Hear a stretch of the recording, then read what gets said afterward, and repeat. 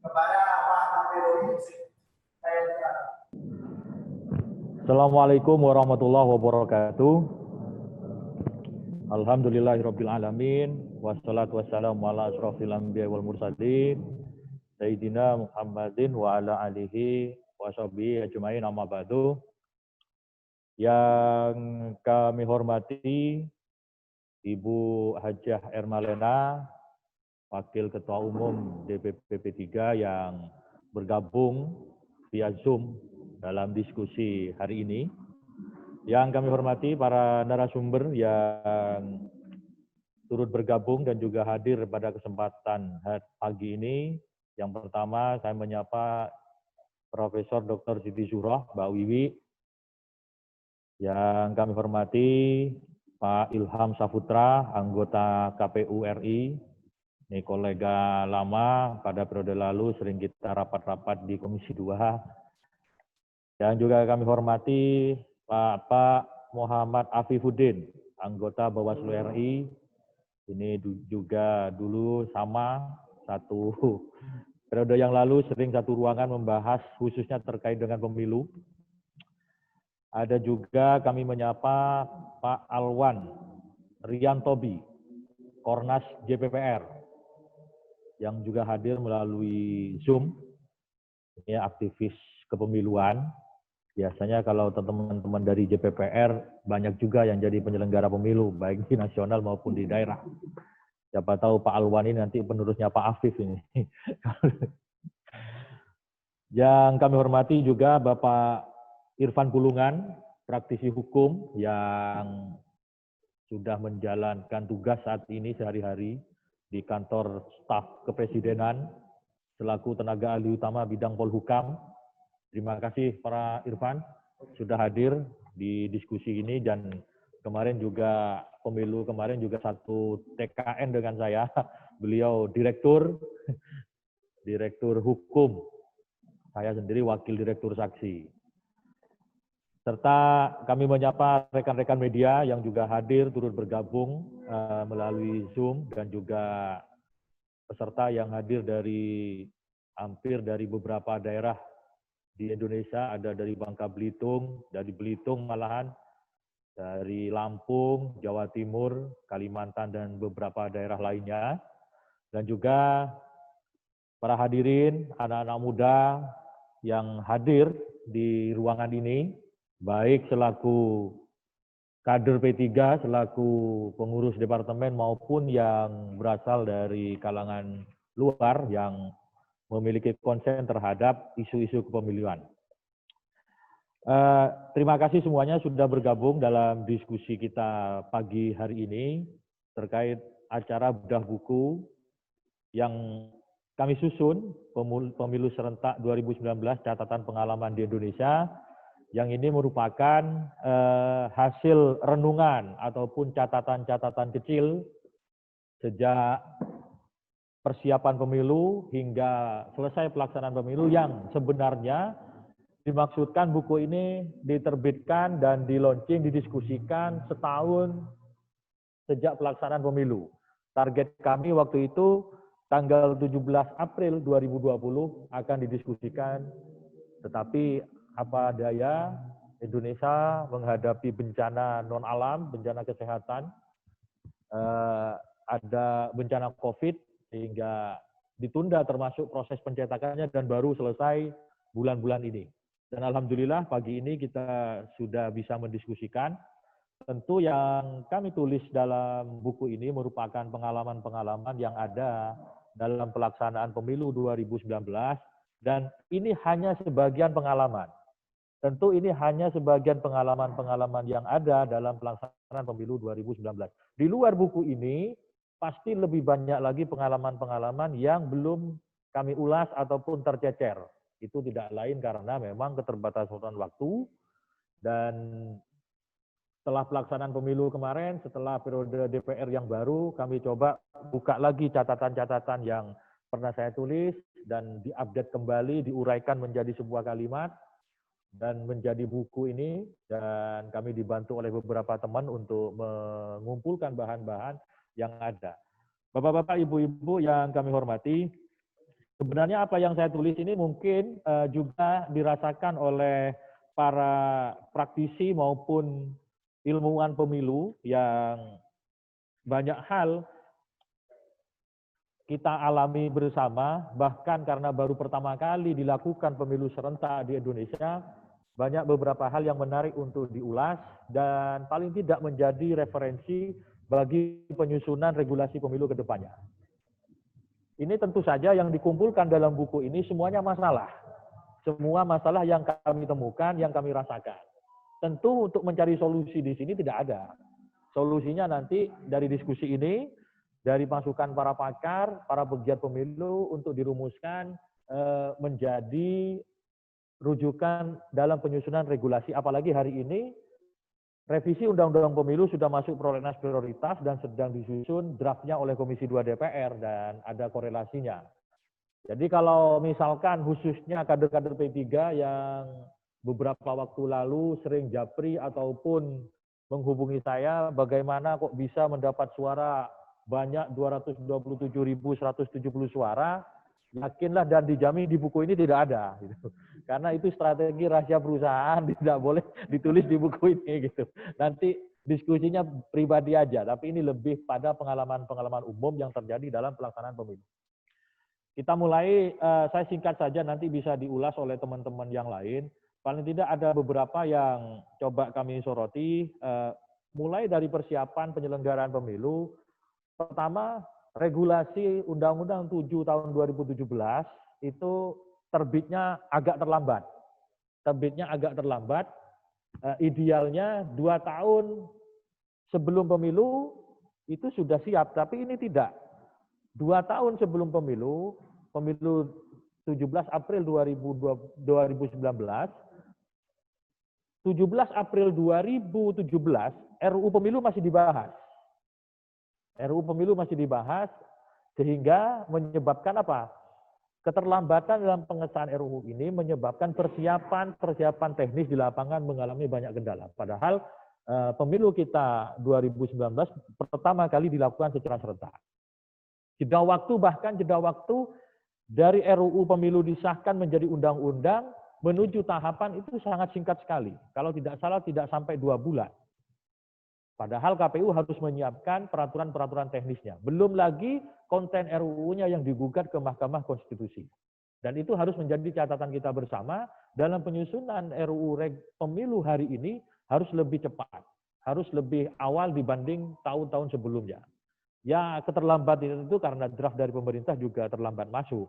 Tidak hanya pembahasan di DPR yang mengalami keterlambatan. Kalau pembahasan di DPR cukup cepat, tidak nyampe 1 tahun sudah selesai pembahasannya. Ada beberapa persoalan yang kami soroti. Pertama, persoalan DPT ini mungkin hampir selalu terjadi dalam setiap pemilu kapanpun. Persoalan DPT itu selalu terjadi dan anehnya itu selalu berulang. Mungkin ini karena persoalan pendataan di Indonesia. Data kependudukan di pendudukan berbeda dengan data yang dimiliki KPU, penyelenggara pemilu. Dan ini akan selalu menjadi persoalan. Kemarin terbukti perbaikan-perbaikan DPT terus dilakukan sampai masuk tahun 2019.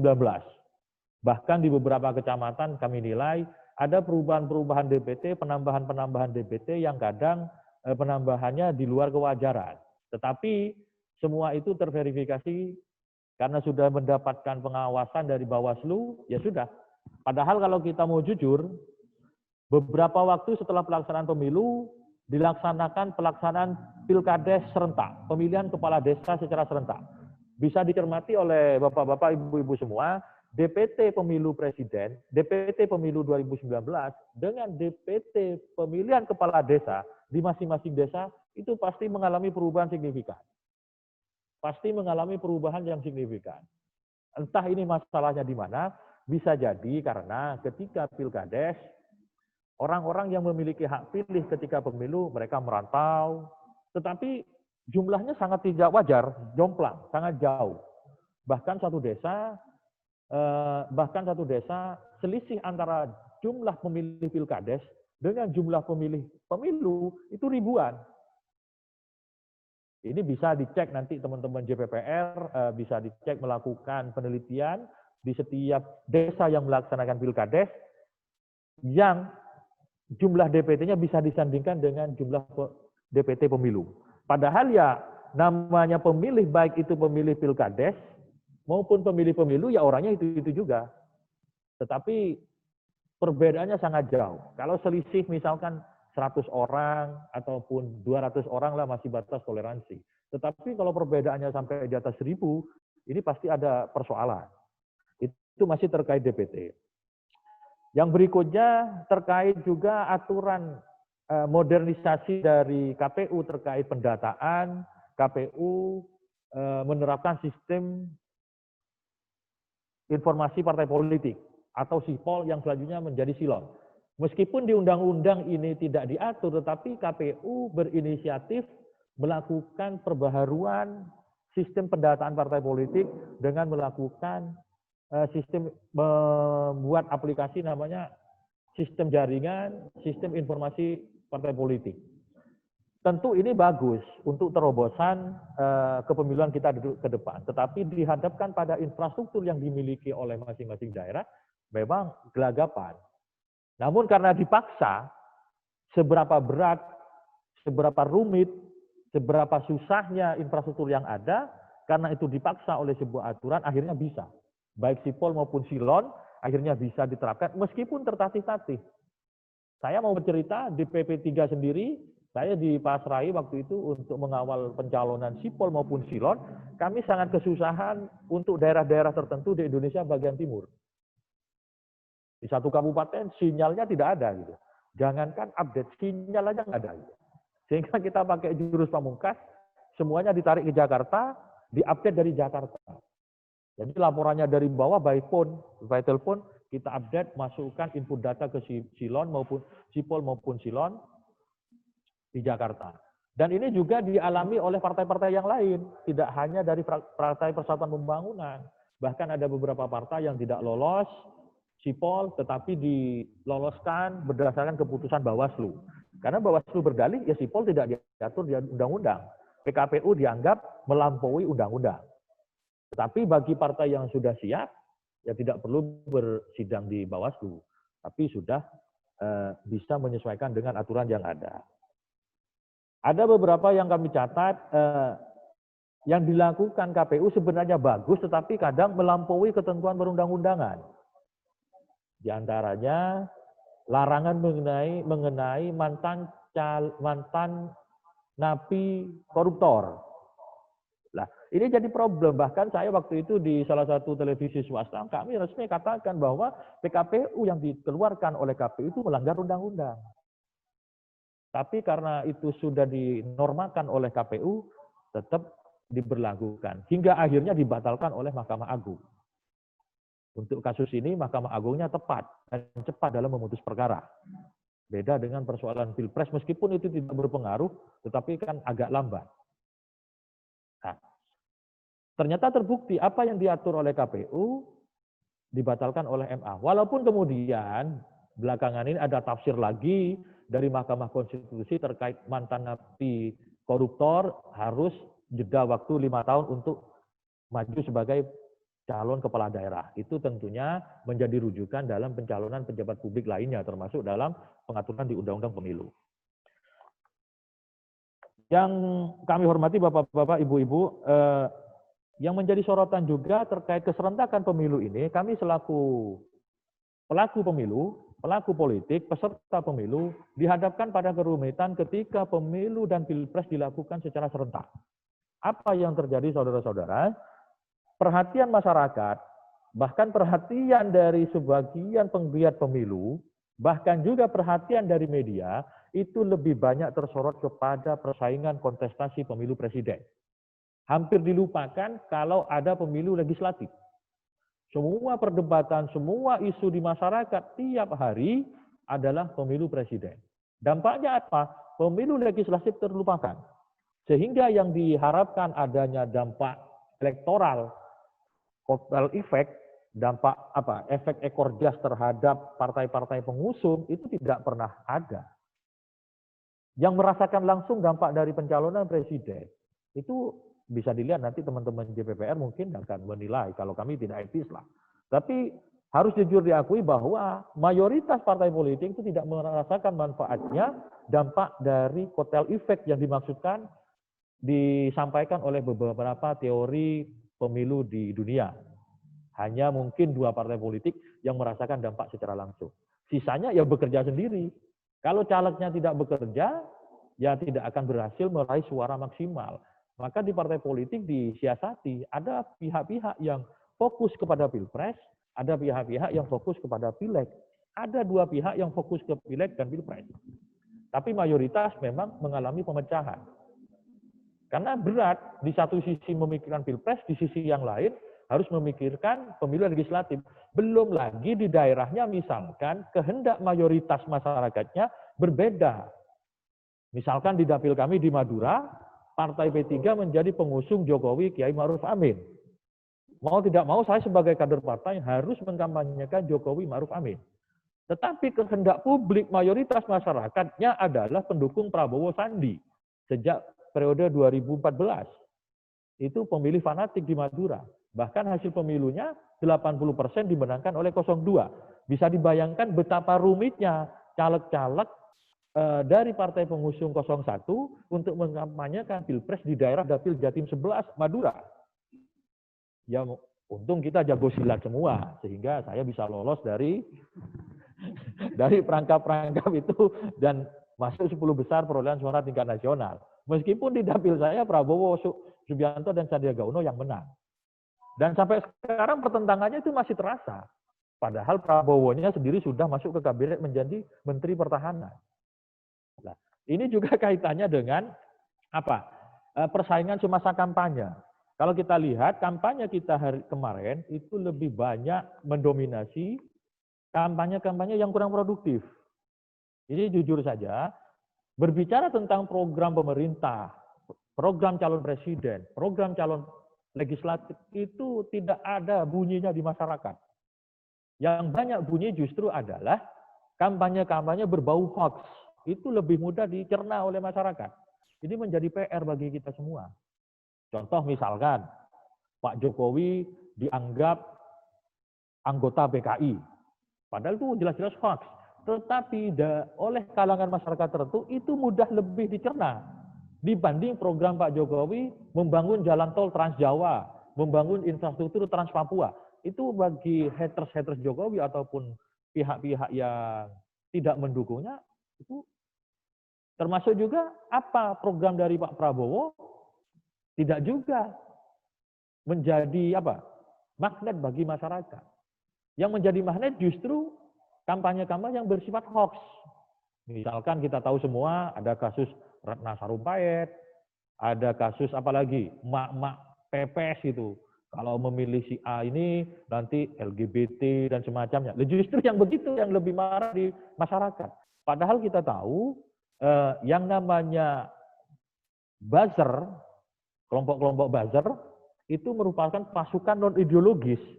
Pasukan yang tidak memikirkan ideologi sama sekali, tetapi lebih memikirkan bisnis semata, tanpa peduli apakah negara ini akan porak-poranda, apakah negara ini akan hancur, yang penting dia dapat uang, mengkampanyekan calon yang dia dukung dengan cara-cara penyebaran hoax. Meskipun itu hoax, tidak benar, tapi kalau disampaikan berulang-ulang, itu akan terngiang dalam memori masyarakat. Saya ambil contoh begini. Suatu hari saya kampanye belusukan di satu daerah di Kabupaten Pamekasan, kebetulan famili saya. Masih famili, ketika ditanya, iya saya dukung kamu, tetapi presidennya siapa? Saya jawab, ya kami sebagai pengurus partai, maka presiden yang capres yang diusung P3, Pak Jokowi, ya harus kami perjuangkan. Apa jawaban dari famili saya itu? Ngapain milih Jokowi?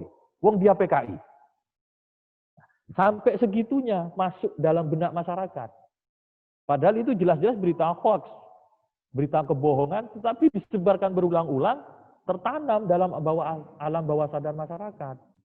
Dan ini harus menjadi catatan-catatan ke depan, entah pengaturannya seperti apa, kalau kami lihat yang diatur baik regulasi manapun, terkait dengan pengaturan media sosial, itu akun resmi yang dilaporkan, yang terdata, yang diatur. Sementara justru yang berbahaya ini akun-akun yang tidak resmi.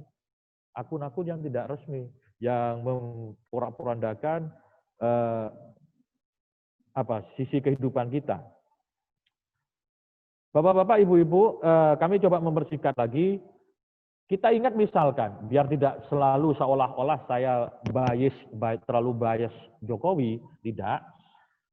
Misalkan kasus di Malaysia misalkan. Coba kasus surat suara tercoblos itu merugikan salah satu pihak. 01 kalau dianggap diuntungkan bisa jadi, dan partai tertentu. Tetapi hoaks yang disampaikan oleh salah satu pengurus partai di tempat lain yang mengatakan ada 7 kontainer surat suara tercoblos, itu merugikan pihak 01. Dan juga merugikan penyelenggara pemilu. Dibuat kalang kabut. Itu Pak Ilham dan Mas Afif itu waktu mendengar ada 7 kontainer suara tercoblos itu blingsatan semua itu. Datang ke lapangan, ternyata nggak ada. Walaupun kemudian cuitannya di Twitter itu dihapus. Tetapi sudah sudah tersebar kemana-mana. Meskipun itu sudah dibantah, anehnya masih ada yang percaya. Itu yang membuat persoalan kita menjadi rumit terkait dengan kepemiluan. Satu hal lagi, Bapak-bapak, Ibu-ibu yang kami hormati, mungkin yang perlu dilihat ke depan adalah bagaimana mengatur, terutama di penyelenggara pemilu, khususnya di Bawaslu, terkait limitasi proses sidang sengketa proses pemilu. Sampai kapan proses sengketa proses di Bawaslu itu bisa disidangkan? Jangan sampai nanti seperti yang lalu-lalu, ya karena memang tidak diatur limitasi. Rekap nasional KPU sudah selesai, tetapi masih ada sidang sengketa proses di Bawaslu. Yang kebetulan di dapil saya itu. Ya memang dapil unik di seluruh Indonesia mungkin. Ya mudah-mudahan tidak terunik di dunia. Tetapi di Indonesia itu terunik. Hasil pemilu sudah diumumkan, tetapi proses sengketa proses pemilu di Bawaslu masih berlangsung. Bahkan ditemukan kecurangan-kecurangan dari penyelenggara, sehingga putusan Bawaslu-nya pun harus mengkoreksi rekapitulasi yang ada di kabupaten. Berubah itu di salah satu partai, yaitu Partai Nasdem. Bahkan hasil penghitungan sesuai rekomendasi dari Bawaslu terjadi perubahan penghitungan di Nasdem, tetapi oleh Mahkamah Konstitusi itu diabaikan karena tidak termasuk bagian dari yang disengketakan dalam proses sengketa hasil di Mahkamah Konstitusi. Jadi yang dihasil keputusan yang dikeluarkan oleh Bawaslu meskipun itu kuat tapi tidak bisa dilaksanakan. Ini saya kira problem-problem yang harus juga mendapatkan perhatian dalam perbaikan revisi Undang-Undang Pemilu ke depan. Mungkin itu saja yang dapat kami sampaikan. Kami menyampaikan permohonan maaf apabila ada hal-hal yang kurang berkenan. Nanti sumbang saran, kritikan, masukan dari para narasumber yang hadir baik secara fisik maupun hadir secara virtual, kami sangat menanti dan tidak menutup kemungkinan akan menjadi perbaikan-perbaikan dari buku ini. Sekali lagi kami sampaikan, ini kumpulan masalah dalam pemilu kita. Tentu banyak yang belum diulas dalam buku ini. Kurang lebih mohon maaf apabila saya. Wassalamualaikum warahmatullahi wabarakatuh. Waalaikumsalam warahmatullahi wabarakatuh. Terima kasih kepada Pak Ahmad Badawi. Ini luar biasa ini ya. Kalau bisa dibilang ini dari pondok pesantren menjadi politisi beliau ini.